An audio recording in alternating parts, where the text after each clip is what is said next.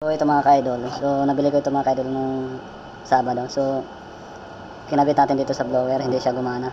So kailangan pilitin pa ng tama, ibig sabihin yung mga ka-idol ay sira. So hindi ko rin na-check ito mga ka-idol kasi wala akong tester ng pagbili nito. So ngayon ko lang nalaman na pag check ko ng capacitor sa tester ay wala siyang palo. Kahit balik rin ito mga ka-idol, wala siyang palo. Yan. Kaya shorted muna natin to. Wala talaga siya. Ito yung isa mo naman mga ka-idol ay ito. Ito yung tamang pag-check ng capacitor. So ayan mga ka-idol. Pag pumalo yan, tapos bumalik, ibig sabihin good pa yan. Pabalik rin naman natin mga ka-idol.